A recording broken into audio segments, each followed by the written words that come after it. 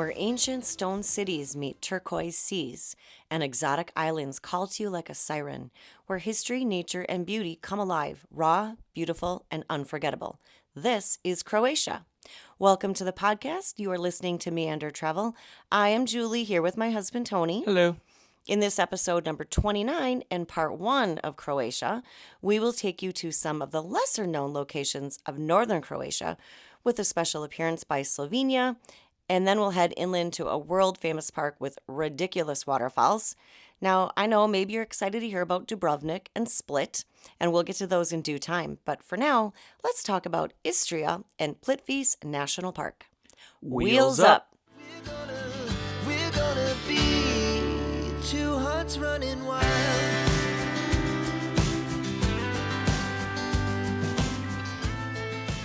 Okay, a little background on this trip because it defined what we did and what we didn't do.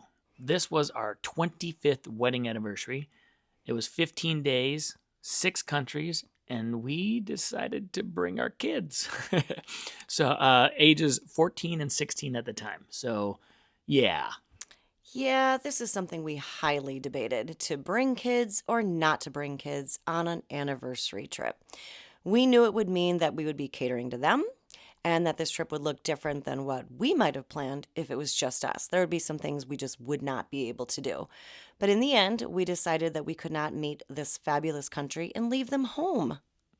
You know, it was one of our goals as parents to show our kids, the world. And, one of our daughters is born in Ethiopia. And we just have this love for travel, so we wanted to share that with them. And how do you go to Croatia for that amount of time at that pivotal age for them and not bring them with? We couldn't leave them home. We kind of created monsters, though, so travel monsters. Well, and in some ways it was successful and some ways not so much. Like Sure. the first half of the trip, we had some serious regret. We should have left them home. We almost packed them in suitcases and sent them. The second half was much better, but the first half of our trip was really fast. It was a high pace. We kind of torched our youngest kid a little bit on that. She's not as easily flexible to go from place to place. The second half, we were a little bit more kind of tied down to different places for longer periods of time. So it was more successful. But anyway, so speaking of showing the kids in the world, where in the world, Tony, is Croatia? Okay, Croatia is a country in the southeastern part of Europe. It's just across the Adriatic Sea from Italy. So think about the long sea that's on the east side of Italy. Croatia takes up a large portion of the eastern side of that sea.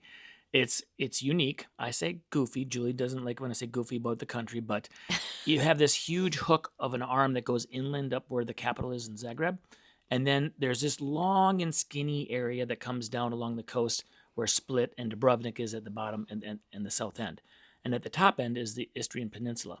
Now, this is all as a result of years and years ago, after the World War II, Yugoslavia had all of this, all 6 countries around here that were all made up Yugoslavia. When they disrupted and Yugoslavia stopped being a country. In war. Well, it was actually the Cold War. Basically, it all ended. And then, this Yugoslavia broke up into different factions. And one of them was being Croatia. They took this area. And then on the inside of that big hook was Bosnia-Herzegovina. And one by one, different provinces or territories became countries. And there's now 6 countries that make up that old Yugoslavia. And it is for a road trip, if you were to go to all of it, it is crazy because you'd have to go up and around unless you wanted to go through other countries. So when you're on a road trip like we were, it's fun to hit, like 3 different countries. We could do all of them in the same day if you wanted to do it. Yeah, and it's important to note that this entire region historically had been ruled by the Romans. So there's a heavy influence of that on their culture, their food. You can get pasta everywhere. Pasta. It feels very much like Italy in that respect. Even the way the towns look and have been built kind of look like the hilltop towns that you would see in Italy. So in some ways, I felt when we were there that it was kind of like an extension of Italy, but in my mind's eye, it's like a really blue and beachy, sunny extension. And I think we'll talk a little bit more about that later, about the Italy, Roman influence, Slovenia, all of it, because it kind of comes into play about where these cities are, especially up in the Istrian Peninsula. Okay, so we flew into Pula originally from Dublin, Ireland, which I know sounds a little bit odd, but that's where our connection was. And by the way, side note, we had a 10-hour layover in Dublin. So we were able to dart out of the airport, see some sights quick, which was fantastic. But again, like you have to kind of know your kids and your travel styles, whether or not this is something that you think you can pull off. And you have to be a little bit gutsy too.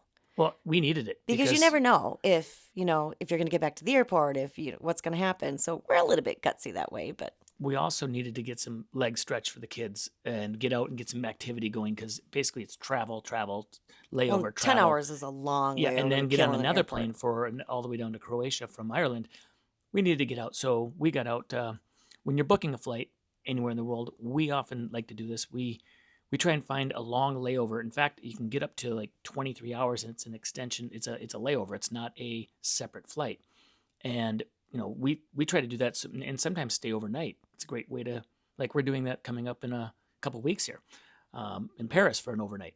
But anyways, if you do that, you can if you have to check in and you have to go through customs, you can put your bags into a locker at the airport, take an Uber, go wherever you need to go, see some sights for 5-6 hours and come back. We had it all planned out ahead of time. We bolted out to Howth, which is just a peninsula town, coastal area, 30 minutes east of Dublin. And the hike was awesome. We got to see the sea. We had some classic fish and chips in Ireland. And then we went back to the airport, happy with our taste of Ireland. And then we jumped on a plane to go to Croatia. Yeah, it was beautiful. And you could, like you said, you could stay overnight, which we're actually doing at the tail end of our next trip, which we're leaving shortly. So that's kind of fun in Paris. Anyway, so back to the topic at hand. Pula is at the southernmost point of Istria, and it does have an international airport, so it's the easiest place to fly into if you're on that part of the country. A lot of people skip this part of Croatia when I would read on the forums that, oh, it's not worth it. But we're glad that we did, as we really enjoyed our stay there, and we just rented a cute little apartment for 2 nights, although the first night, that barely counts because we arrived at midnight. Those poor people, our hosts, I feel so bad for them. That was a late night. But the next morning, right away, Tony walked to the car rental company so they would be ready when the girls got up and we'd be ready with the car for whatever the day entailed. So I was big into birding at that time, and I knew Wait, that. at that time? Well, it's been a long time. But anyways, we, when we look to go and get rental cars at places, if you get them at the airport, sometimes it's cheap. Sometimes it's really expensive because everybody gets them there. But if you're going to be in town, like we were in Pula, we decided to look at like the local downtown rental agencies. Same company, was way, way cheaper. And we just, then we didn't have to get it right away when we landed. We could go the next day. So we got our apartment. I got up early in the morning, went for a walk, about a 2-mile hike, got to do some birding at sunrise. Not so much sunrise because it was cloudy and it was a big storm coming in. But then I got to walk through the town, see a little bit of the town. I got to the agency just as they opened, got the car, and it was way cheaper because we were taking that all the way from Pula to Dubrovnik, and we were going to have it for almost 2 weeks. Are you even able to pick up a car at midnight at an airport? Yeah, a lot of places have them 24 hours a day at airports. But like if you're at train stations, sometimes they're only, 8 to 5. Or in town, there's sometimes like 9 to noon. So you have to really look at the details of where and when you're going to pick up. But a lot of airports are 24 hours. Well, Tony's really good at picking our lodging out and making sure that it is in a good location so that he could pick up that car. But then also, we were in the Old Town area where we always like to be because it is just historic and beautiful. So on that first morning, after he went and did that and got back, we picked up our kids. They are hangry. We are all starving. And honestly, it was really difficult. We could really only find coffee and pastries. We all kind of needed some heavy duty breakfast, and it's kind of hard to find in Croatia and in Italy and that part of the world. Italians and Croatians and Europeans in general don't always do the big breakfast like we do. And it was funny because No. Raina was kind of big into her foo-foo coffees, and she was determined to find an iced coffee. And we tried to explain to her, they do not do that here. It's not There. something you can find when we were there. Yeah, we sit here. But she was determined to try it. And so she kept ordering them and was so disappointed because she kept getting basically just chocolate sauce and ice cream. And like In coffee. it was just weird. Like, honey, give it Lost up. in translation. Yeah, it's just not going to work for you. And then they were frustrated trying to understand her and vice versa. But anyway, we got our coffee and our pastries and kind of walked around. And there is a beautiful ancient Roman arch called the Arch of Sergei that is there. And it's a triumphal arch, not unlike the Arc de Triomphe in Paris. You can picture that.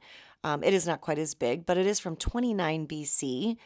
And the locals nicknamed it the Golden Gate.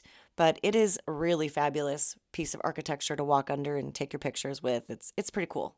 It's on everybody's Instagram. So then we walked through the Roman Forum, which is right nearby, and it's at the center of the Roman politics, business, and religion. And in that forum area is the Temple of Augustus, and this is the only building still standing from the 1st century BC that now is housing a functional museum.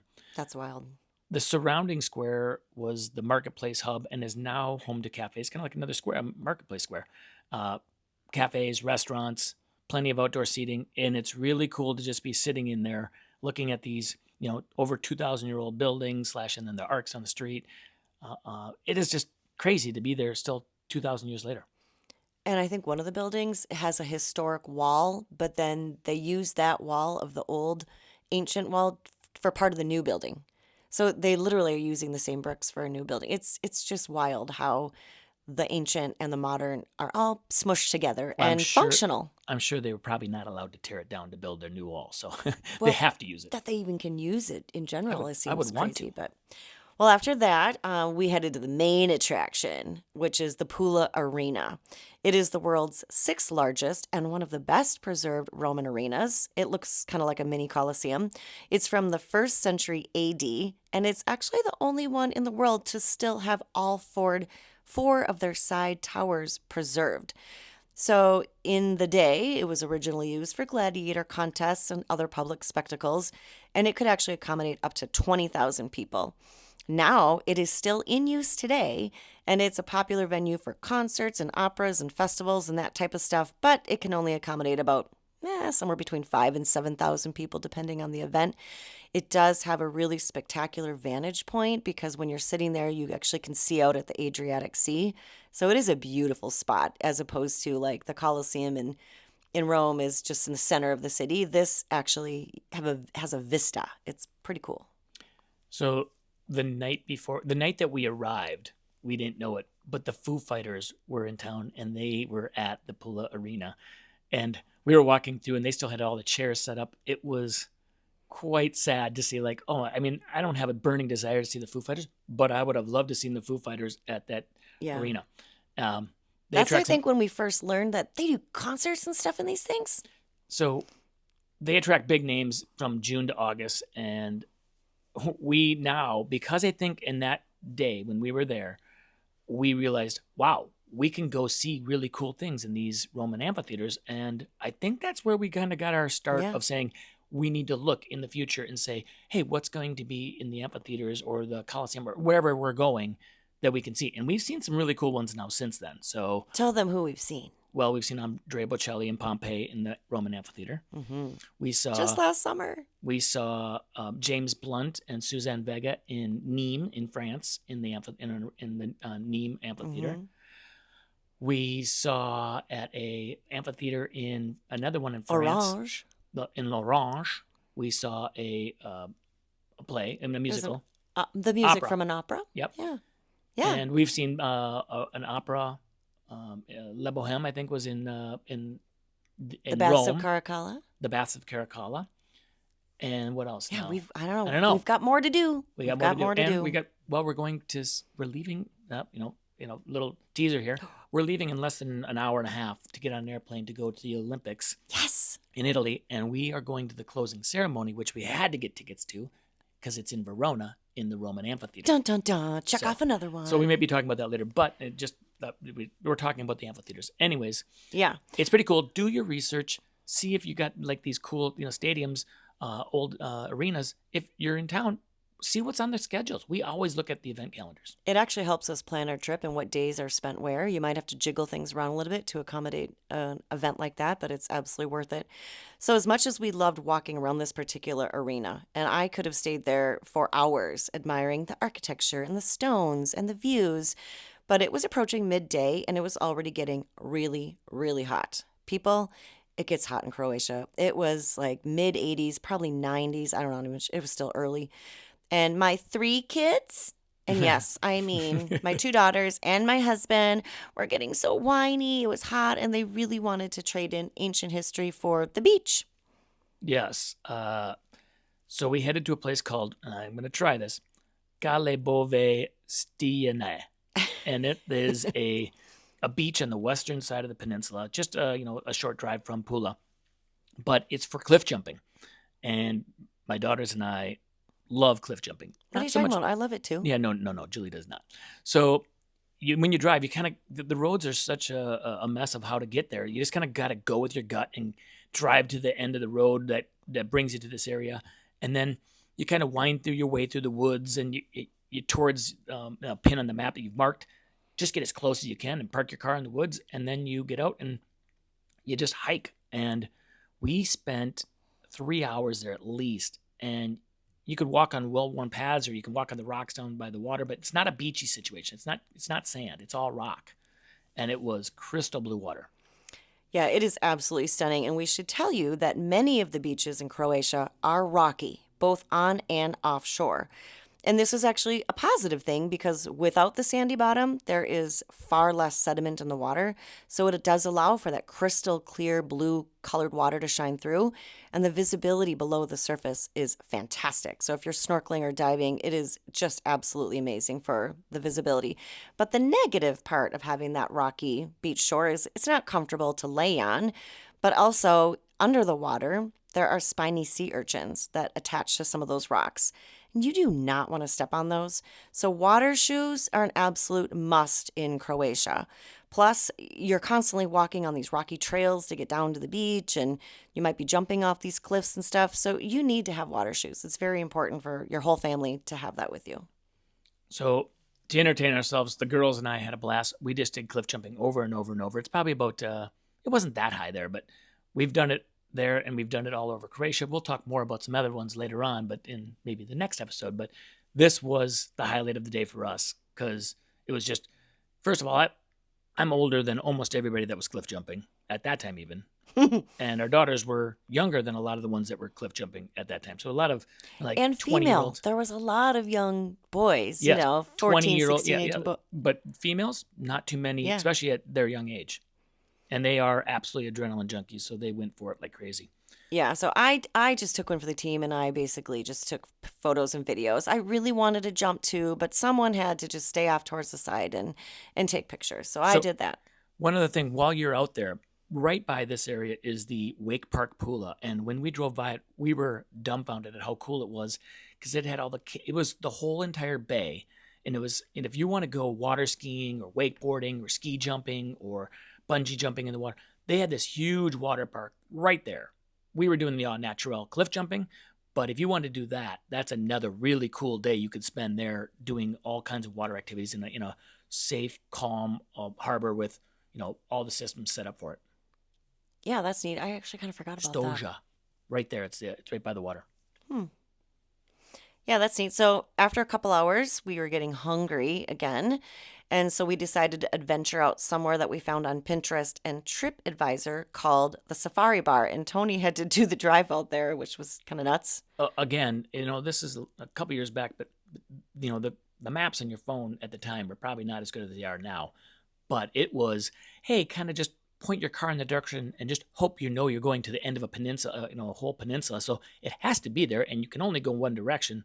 So we just kept on trying, and it's a lot crazy driving with the dirt roads, and we trashed the car. But thankfully, it was a rental. So it was that white dirt. It was white sand. It got on everything, and we never got it out. We car washed, and we couldn't get it out. It was so fine. I think they're used to it. But when we turned it in Dubrovnik, it was funny because they're like, oh, you came up from Pula or up there because this is not from down in that area. They knew. So this is the Safari Bar, which is located in Cape All right, here we go. Kamenjak National Park. It was might be the easiest thing, but not the easiest thing to find, but just keep on going down to the peninsula and the point, you're going to find it. And it was so cool trying to find it. It is a really interesting place. So it's created kind of in a grove of junipers, and it's hard to describe it. It's a wonderland of interconnected grass huts and pathways and hideaways and like built into the underbrush. It had giant swings that you could stand on and ladders and slides and corridors of bamboo that would open up, and all of a sudden there's a ping pong table there, and you could order tropical drinks and get seafood. And we ordered these giant sandwiches. I don't even know what they were. They were was so amazing. good, and we were so hungry. They were really, really large sandwiches, and we all gobbled them down. And then you can take the little trails down to the water to swim. It is the most unique place. I can't even really describe it appropriately, but it felt like your own private spot, and it felt like you lived on Gilligan's Island or something. It was magical. Yeah, the sandwiches alone, when you saw somebody else order them, you're like, oh, wow, we just ordered these, and you don't see them until after you order, and I was like, oh my goodness, these things are monstrous. We devoured them. They were so good, but they were so big, and it didn't matter. We were so hungry, we ate them. The safari bar, probably we could have spent a lot more time there, but and in Pula, we really, we had so much to do because we were doing what we called a grand tour of Croatia. So we were going from Pula, Istria, all the way down to Dubrovnik and everything except for the Zagreb inland area, way up north. But that's still 15 days, and I wish we had 2 more days in Pula because it was that great. But we had to move on. So we moved on the next morning and started our road trip from Pula with the end goal of being Piran, Slovenia. Yes, and actually it's only an hour and 14-minute drive up the coast Right. from No, it's Pula not. to No, it's not. Piran. It is, but it took us most of the day because we had stops. So we went to Rovinj and Porec and Motovun, and some of these are kind of like inland and out of the way, so it wasn't a straight shot for us, and we made it take the entire day. Hypothetically, you could drive straight to Piran and you'd be there right away. But Yes. no one's going to do that if they're a tourist, they're traveling, because these places are really cool and fun to see. Absolutely. So our first stop was Rovinj, and that's Rovinj. Yeah, Of course. I think we're saying it correctly.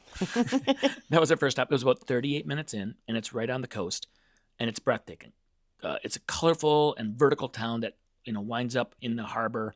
And we started with this delicious full breakfast on the waterfront at a restaurant, and then we headed up into the old town to explore. It was magical. I loved Rovinj. It's an incredibly picturesque village, as pretty as any that you have seen in photos of Italy or anywhere else. It has the narrow cobblestone streets and that dramatic hilltop church, scenic views from up there, and we named it on our trip the best place for a photo shoot. Yeah, by the way, one other thing about that, with 2 daughters along at that age, Ugh. the photo shoots that I took, I think I might have taken 2,000 to 3,000 photos of them. Like, get me by this, flowers, and by these stairs and these cobblestone streets, and like you don't just take 1 or 2. I learned at that time you take about 100, and then you just give them all to them, and they figure out which ones they It's like. like, And just keep snapping, Dad. And Yeah. they have all these dramatic poses. They think they're like supermodels or something. It was hysterical. It was. It got old after a while. So the town is really artistic, and lots of shops and galleries, markets, people, doing their wares and their creations, but also seafood because it's right there on the water. We decided this was somewhere that if we went back, we wanted to stay. We could live here, like we do at a lot of places, but it was really cool, and we would stay much longer in that town. Yeah, it would have been nice to have more time there. So we did kind of just wandered into the shops, meander down the streets, peek into the little church, took tons of pictures, like you said, and we probably could have stayed the rest of the day just there. But then we got word that we were able to meet up with a friend of ours from Sweden who we saw on Facebook just happened to be in Croatia at the same time and was actually available for us to meet him. So we bolted out. Yeah, getting the notification, like, we're only about 30 minutes away from each other, and I've known him for, at that time, 20, 30 years from being a friend of our foreign exchange student. Yeah. That was in Sweden. Which we've talked about on Yep. a So foreign Magnus podcast. was like, "Hey, I'm here with my family." I'm like, "We're on our way. We'll come over and we'll have lunch or something with you." So he was in a nearby town called Porec, and he was there for like 2 weeks, I think, staying in that town. So they came and just piled into one town and just stayed there, I think. And we met him for lunch. but we couldn't say much about the town, unfortunately, because all we did was we drove in, we ate, and we left. And we were afraid of getting, towed with our car because we didn't have it parked in a legal spot because we were rushing in to get to lunch. And we just kind of like, hey, good to see you. Nice lunch. Take care. And we were gone. And we were off to go see Motovun before it got too late. So Yeah, so Porec, I mean, maybe he knows something that we don't know because if he stayed there for 2 weeks, maybe Right. maybe as a European, they know a little bit more about where's a good place to stay.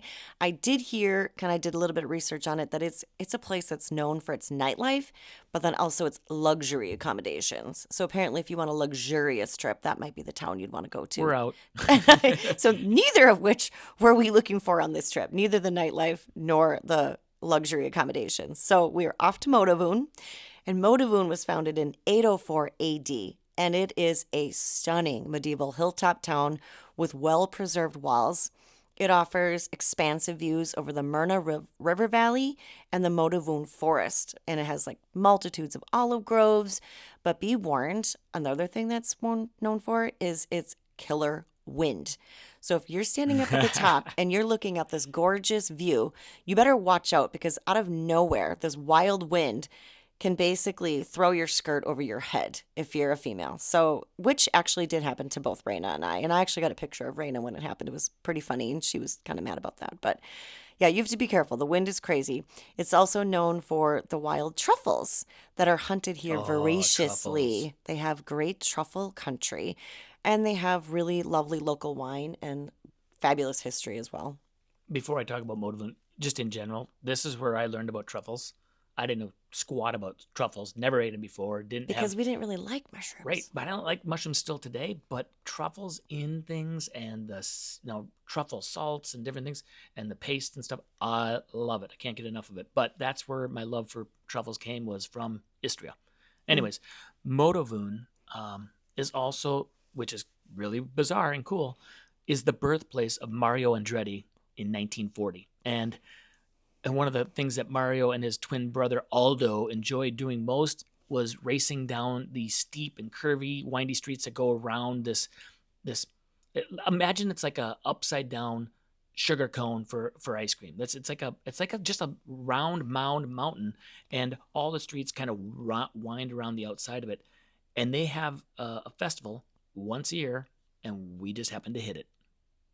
It was the most crazy cool homemade wooden carts on rollers. Julie, you remember, you're like, we just stumbled upon this thing. It was another reason why we started looking for festivals. Yeah, we love that opportunity to just experience local culture.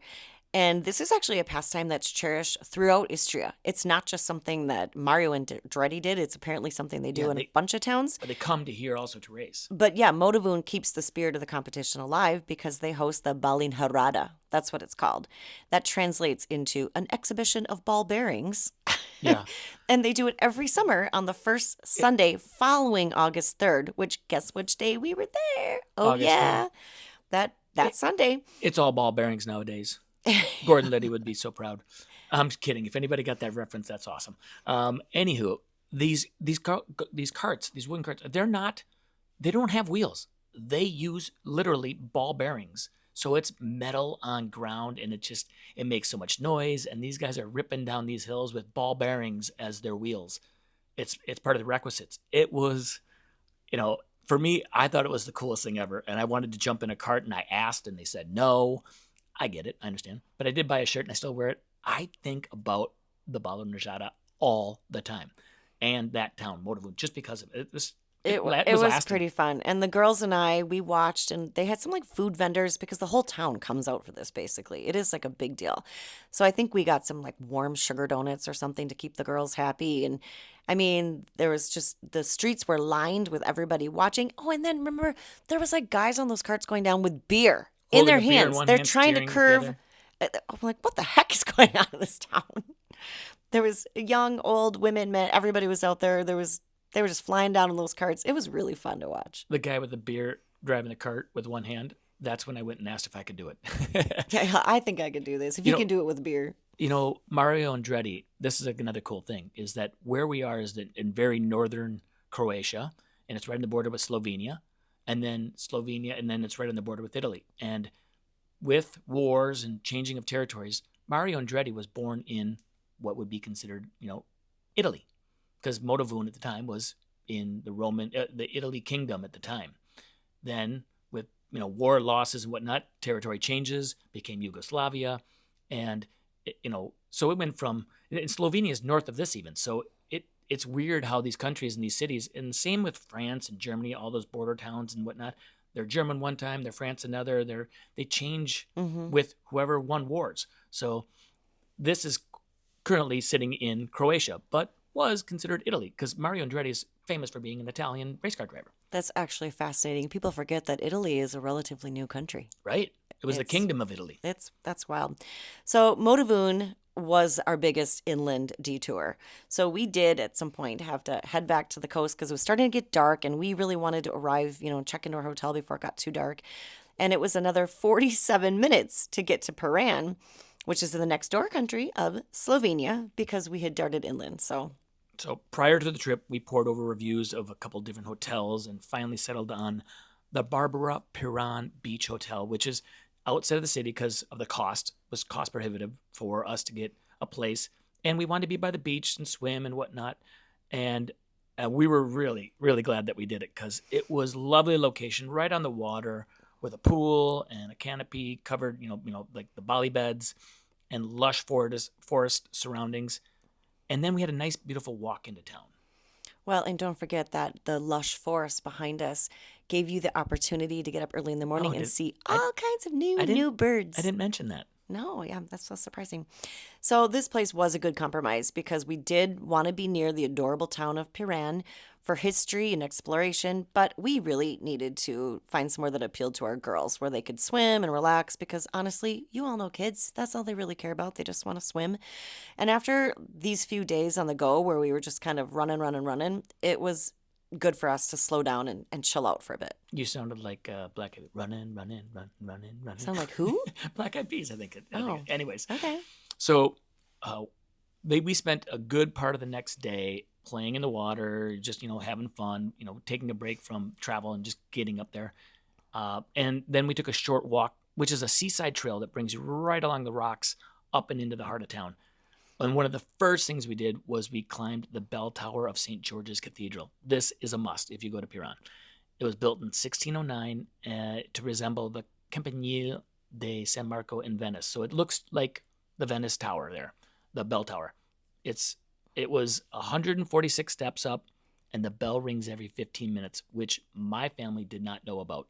No, because they could heard it. They heard it off in the distance a little bit, and then we got in there, we hiked up, and it was awesome watching the reaction. It scared the crap out of us. It is really loud when you're up in the bell tower, and I mean, I think they have like little metal, I don't know, fences or something, but I probably would have fallen over. I probably would have fallen right out. It was so loud. It reverberated, and that was something to feel a part of. But I loved the views from up there. You could look out over the entire town, and you could see all the twisty little streets that all led down to the main square. You could see the laundry hanging from the windows, which is such a typical and lovely sight. There was flowers spilling out of the boxes because this is the heart of summer. You could see for miles out on the water, and the boats were bobbing, and it was magnificent from You're up there. talking fluff. As a geography person, the coolest thing about this tower is that if you look to the south along the coast, you see Croatia. You're in Slovenia, and you look out to the north side of the tower, and you can see Italy.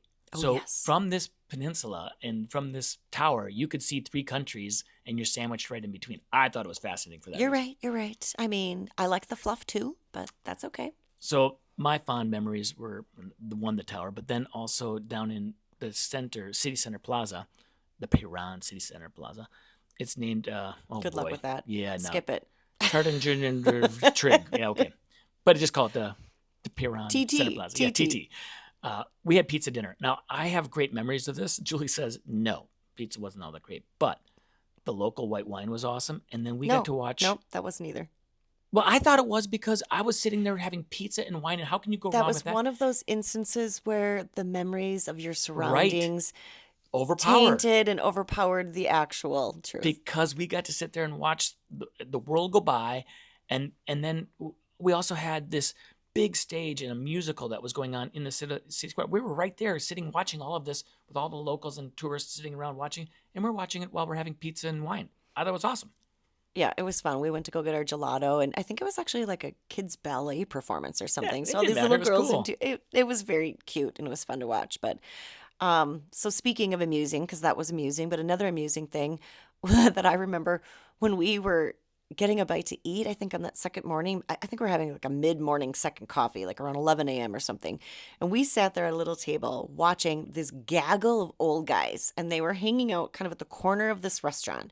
And they were drinking white wine like crazy fiends, I think like around 11 a.m., and gossiping like schoolgirls. And I made the joke, and they had their Crocs on, and I made a joke that, Tony, if you lived here, you would totally be hanging out with these dudes at this little corner For restaurant. sure. It's like your little coffee clutch, but they're having white wine. I already have that now, but I don't have the Crocs, and I don't have the. Well, You have I have Crocs? Crocs, but I don't wear my Crocs to go get coffee.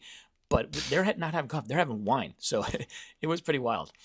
Um, Piran's awesome, you guys. So if you get a chance, Piran, if you're gonna do this northern Istria Peninsula area, it's definitely worth it down to go see it. It's beautiful downtown. But it was time to move on, and this time to Trieste, Italy, which is only like 20, 30 minutes away. So how do you not take your kids to Italy for just a couple hours to go and see things? You got to do it. We talk about not being those country whores that are just like to check countries. You know, like check, check, check. At How many times we can you are. get? But we totally did this with our kids. Like, so you can say that you saw Italy. So that was kind of fun. But what was funny about our little time in Trieste is, as we were driving into the town, we didn't really have a full on plan as to what we were going to do. We just Not at wanted to all. see it. We were winging it. And it turns out parking was really, really, really difficult. And we had a car that was a little bit bigger than some that maybe are built for those streets. And all I can remember is the kids and me laughing because the F word was like every other word. Maybe. I felt bad for you because it was impossible driving that town. The streets were so windy and narrow, and you had to back up sometimes, and there was Oh, I had to one-way back up. streets. I was on one-way streets. I had to back up like 50, 60 yards It was a backwards. nightmare. It was probably the hardest parking I've ever seen. And I think one told you guys, everybody just be quiet and let me concentrate, because I was trying to focus. I was in a little bit of a panic mode, and I'm not usually that way about driving or parking. First of all, usually I get really good parking spots, but not on this one. This one was a struggle. That was wild. But thankfully, after finding the parking spot, we were able to find a coffee, which Trieste is rumored to have the best coffee in Italy. I don't know. It was good. And when you have coffee, everything's okay then at that Yeah. point. Because I needed coffee. I hadn't had coffee yet. We headed to probably the most famous place for coffee, which is Cafe delle Specie, which opened its doors in 1839. So this is a very famous coffee shop on a cafe on the square. on the Yeah, main square. that's amazing. They've been continuously open since that time, with maybe some renovations at one point. But this cafe is right on the Piazza Unità d'Italia, so it is the main square of the town. And this place in particular, this coffee shop, was called like the living room of Trieste, and it's where everyone would come to hang out and socialize. And famous people like James Joyce and Frank Kafka, they would go there and chat and exchange ideas, do their writing. And there's actually a statue of James Joyce not far away, actually. It's on the bridge that spans the Grand Canal. So if you want to get your picture taken with him, you can. And I kind of thought this was a full circle moment for us because we had just come from Ireland. Right. The statue of him is in a suit and a hat and carrying a book, and was erected in 2004 to commemorate the 100th anniversary of his arrival in Trieste, where he wrote Ulysses and Dubliners. Well, the Grand Canal was a very beautiful spot. It's a large navigable inland waterway that was created in the 18th century to allow merchant ships to sail in and dock right in the heart of the city, so it was easier to unload their wares. Today, the canal features moors for lots of small little private boats, and then the whole area is lined with cafes and shops and these stately, like really wonderful neoclassical buildings. We walked around a little bit in the area to get a feel for the center of Trieste, but the one thing I remember most, besides the nightmare parking, was the crazy Bora wind. Now, apparently it's a common occurrence in this region, but it's really wild. We did a geocache on the pier, because you got to get one while we were there, And it was all the girls could do to keep themselves from blowing off the dock. I mean, off the pier. It's characterized by like sudden violent gusts up to 90 miles an hour. No, and I'm not joking. We were out there. We're leaning 45 degrees into the wind to try and walk back off the pier. And we took a lot of videos and photos because Yeah. we thought we were going I think in the our water. hair was like basically standing straight up Straight because sideways, the wind yeah. was just like, "Bah!" That was crazy. And it was getting kind of chilly. It was downright cold.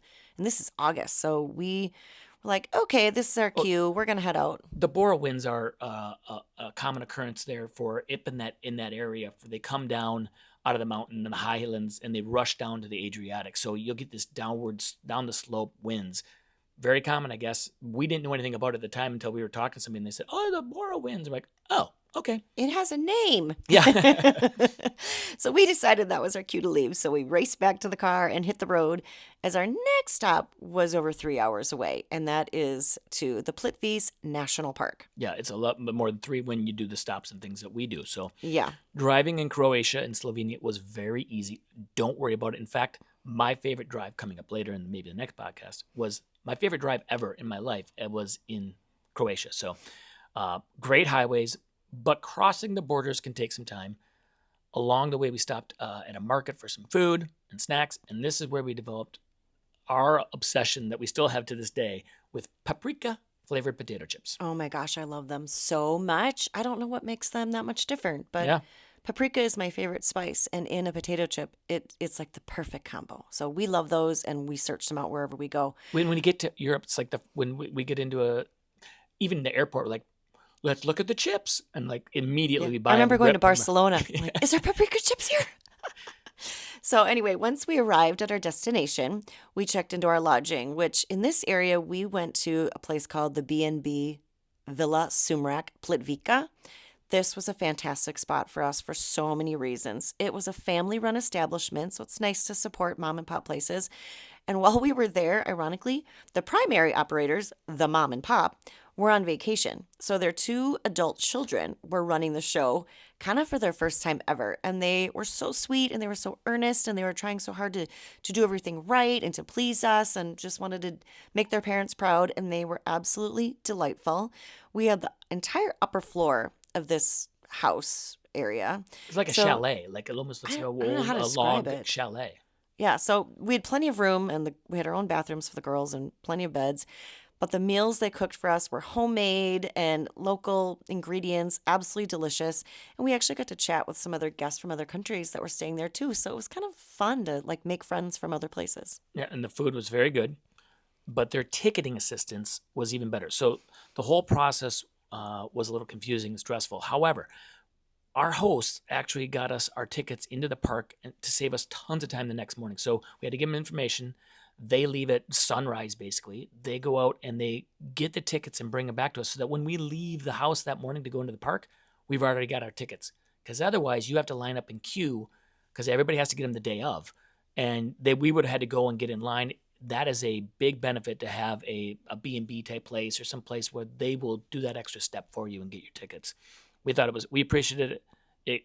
It was so much nicer than have to go get in the entrance and file in with everybody else. So one thing we were able to do was to get to the boat quicker that way because you didn't have to go get in the line. And we beat the crowds to the boat, which is a kind of get on the boat to get into the park area where we were going. I believe you can book these things online ahead of time, but that may be the best way to go probably if you can do it online. But we weren't comfortable with doing that at that time. So I think we just weren't sure what we wanted or what to do. And they gave us like advice as to like, you want to do this, you don't need to do that. And yeah, they were super, super helpful. So here's what we have quite a bit to say about this park. First of all, it is one of the most beautiful parks in the entire world.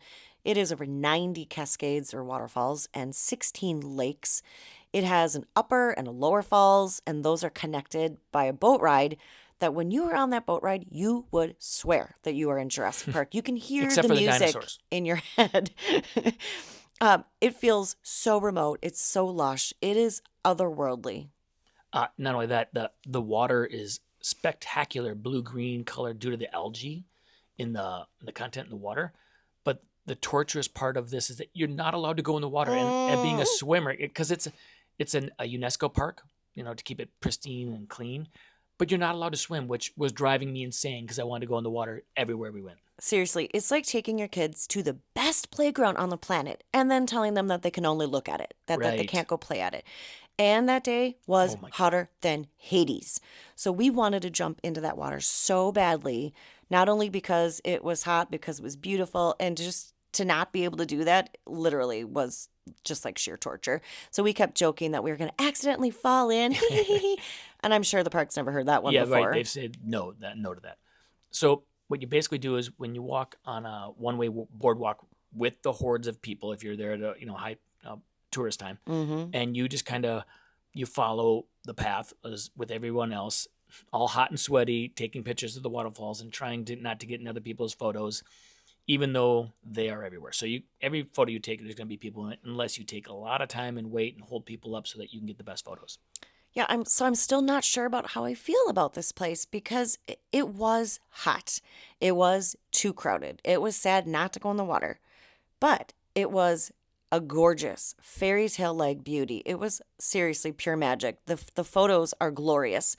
And I can't buy, like, it would be wrong to tell somebody not to go there, but I do think it would be much better to be there in the off season. So try going there in the spring or the fall where it's not so busy and not so hot and you're not tortured by not going in the water. There's another park that is near, not too near, but it's another national park, a big one that has a lot of waterfalls.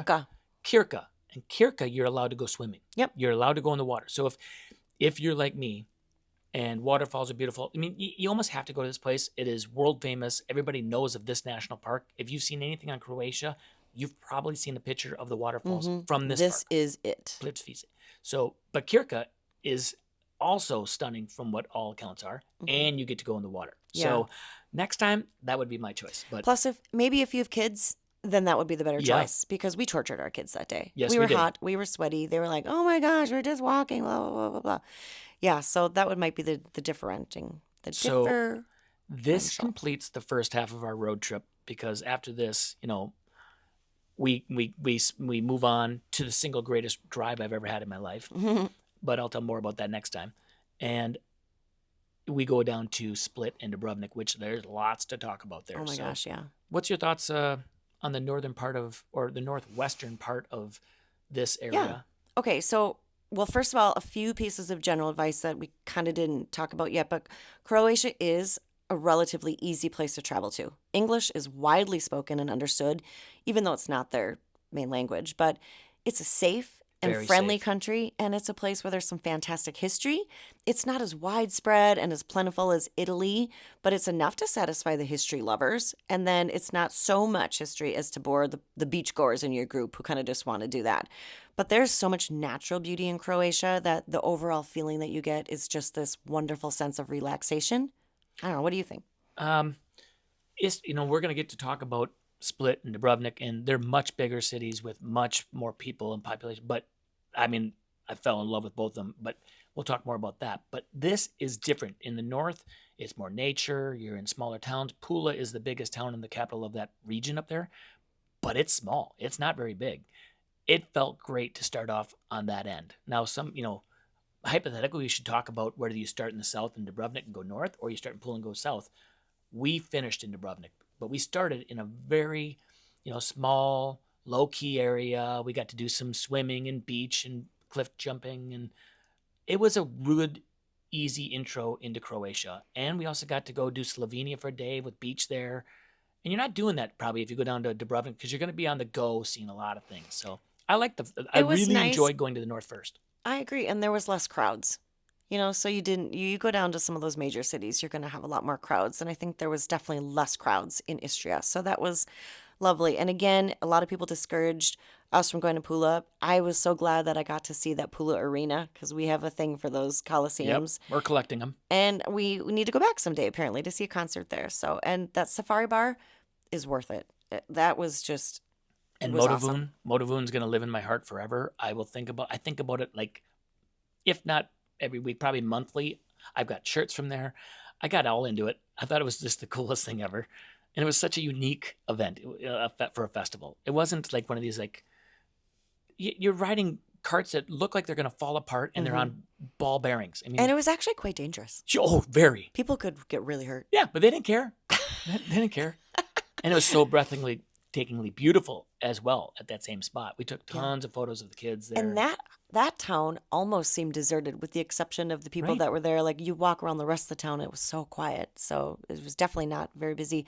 I do think that Croatia has really hit the map in recent years and it's become a more popular destination for travelers. So you're going to Absolutely. find more busy areas. But I think that Croatia is the kind of the place that you can still find nooks and crannies to explore, to get off the beaten path and find places that really make you feel like the Swiss Family Robinson. Yeah, like if you're going to go to Dubrovnik and Split and that's all you're going to get for Croatia, we'll talk about that. That's a lot. And you're going to have a lot of fun. And you could spend weeks just doing that.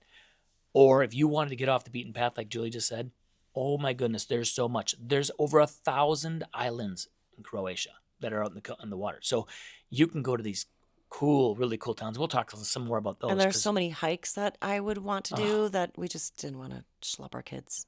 Okay. Well, we dated ourselves. We a dated little bit. ourselves with the Swiss Family Robinson. Yeah, a little bit on the quote. Swiss Family Robinson, but I don't even fall into that one. I wasn't a big fan of that. So, What? anyways, It's like they're shipwrecked on an No, I know, I island. never It was watched it, like, so- oh my gosh. anyways, on that note, it's time to say goodbye. We hope that you have learned a little bit about Croatia and the north, which is a spot most people don't know about, Istria, and enjoyed hearing a little bit about the area and the pit stops around the area, like to the small towns of Rovinj and Motovun and Porec, and up to Piran and Slovenia, and then Trieste, which is not talked about a lot when you talk about Italy. And you know what? You start making a map, which I did, and pinning all these spots so that you have these for a future dream trip. Yeah, that's our goal, is to help you learn a little bit about these countries and find some fun spots to pin for yourself. As always, if you are enjoying the podcast, please like, share, and comment because that helps us out a lot. And we really appreciate the support. And it's fun to know who's out there listening and what you'd like to hear about. So please Yeah, give us some suggestions and do. ideas of what you want to hear about. But until Croatia Part 2, Yeah. wheels up.